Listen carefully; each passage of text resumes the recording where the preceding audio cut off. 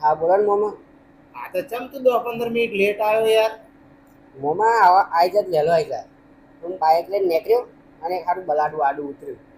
હવે અપસગન ના થાય એટલે 5 મિનિટ ઊભો રહ્યો, 5-10 મિનિટ ચા પાણી કાઢ્યો હોટલે, પછી આવ્યો. એવું બલાડું ઉતર્યું એટલે આડે અવસકન થયા હે ને. જોવા જા. આ પરમાં કોઈક મોણો હમું આવે ને કદાચ એનું મોડું જોઈએ તો અવસકન થાય. એ તો માણસ પર ડિપેન્ડ હોય. અમુક આ વિધવા ને બધું મોઢું જોઈએ ને તો આપણે સારું અવસકન થાય. એવું હે ને. હા. કોઈનું મોઢું જોવાથી અવસકન થાય એની પર મને એક વાત યાદ આવી. એક વખત એક રાજાનો મહેલ હતો અને રાજાના મહેલની હોમે એક ગરીબ માણસની ઝૂંપડી હતી. જેવો રાજા એના ઝરૂખામથી બહાર નીકળે ને એટલે પેલા માણસની ઝૂંપડી દેખાય. તાણ રાજા ઉઠ્યો હોય ત્યાં પેલો ઉઠ્યો હોય. એટલે રાજા એનું મોઢું જુઓ અને પેલો એનું મોઢું જુઓ, રાજાનું મોઢું જુઓ. આમ દરરોજ એનું હેડ એટલે રાજા હારો દરરોજ ગરમ થાય કે હારો દરરોજ ઉઠીને મારા ભિખારીનું મોઢું જોવું પડે. હવે કે આ હુકમ કરીને ઓનું ઝૂંપડું હટાવવું પડશે, આવું વિચારતો હોય રાજા. એક દાડો રાજા ઉઠ્યો સવારમાં અને પેલાનું મોઢું જોયું અને પછી તરત જ રાજાનો સેવક આવ્યો અને કે રાજાજી કે આપણા બાજુવાળા રાજ્યવાળાએ આપણી પર ચઢાઈ કરી દીધી કે રાજાને યાદ આવે કે પેલાનું મોઢું જોયું, મારે સીધું લડાઈમાં જવાનું થયું. હવે યુદ્ધના મેદાનમાં મારે જવાનું થયું. આફર પાછો આવું એટલે ઓનું ઝૂંપડું બુકડું બધું એવું કરતો ને પછીની સજા આવતો. પછી રાજા જો યુદ્ધમાં સવારનો જો તો હોજ સુધી યુદ્ધ લડ્યા અને આખરે રાજાની જીત થઈ. રાજાની જીત થઈ એટલે રાજા ઘેર આવીને બીજા દાડે દરબાર ભરાયો. રાજા કે હવે કોમ કરો કે પેલાને કે પકડી લાવો કે પેલા ઝૂંપડી વાળાને કે સાલા ગરીબને કે એટલે એને પકડી લાયા ને એટલે પછી રાજાએ એને હુકમ કર્યો કે આને હોશીએ ચડાવી દો. પેલો કે પણ મહારાજ મારો ગુનો મારો વોક શું કે મને તમે હોશીએ ચડાવો?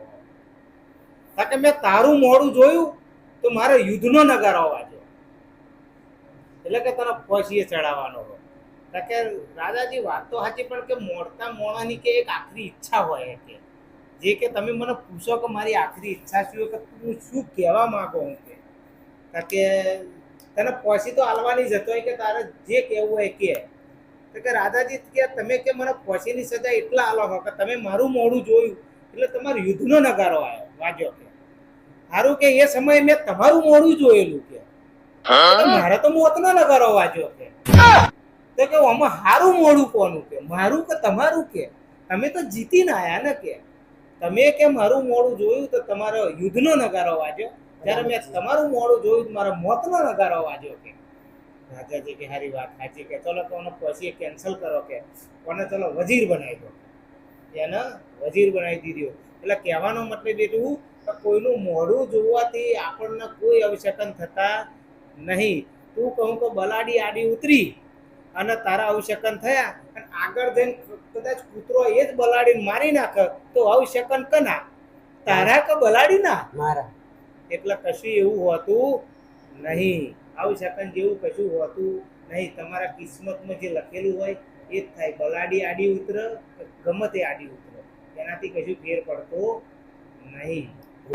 જો વિધવા તમને હોમી મળે ને તો એના શકન થયા કહેવાય, એના અવશકન ના થયા કહેવાય. કારણ કે એણે તો એની જિંદગી લૂંટાઈ દીધી છે. એની જિંદગીમાં બીજું કશું રહ્યું નહીં. એટલે કોઈ દિવસ વિધવાના અવશકન વિશે કોઈએ પણ વિચારવું જોઈએ નહીં. એટલા માટે તો એને ગંગા સ્વરૂપ કહેવામાં આવે. જો ગંગા સ્વરૂપ એટલે કે ગંગા નદી જેટલું પવિત્ર વિધવાને આવો શબ્દ આલવામાં આવ્યો. તો એ જો ગંગા નદી આપણને મળે તો આપણે પવિત્ર થઈએ કે અપવિત્ર? તો ખરેખર વિધવા જો આપણને સામે મળે તેને આપણે સાચું કહેવું જોઈએ કે ભાઈ સારું થયું તેમને સોમો મળે. અને આવું કહેનારાનો તો ખાસ વિચાર કરવો જોઈએ. કારણ કે એમની માં, હા, એમની બેન, એમની દીકરી કોઈ પણ ગમતાણ, અરે તમારી વાઈફ પણ ગમતાણ વિધવા થશે એવું કે જરૂરી નહીં.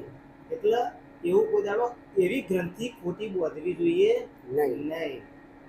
જય હિન્દ, જય રણછોડ. આ વિડીયો તમને પસંદ આવે તો લાઈક, શેર અને કોમેન્ટ જરૂર કરજો. કોમેન્ટ તો ખાસ કરજો જેથી અમને ખબર પડે પણ ખરેખર અમારા વિડીયો તમને પસંદ આવે કે નહીં આવે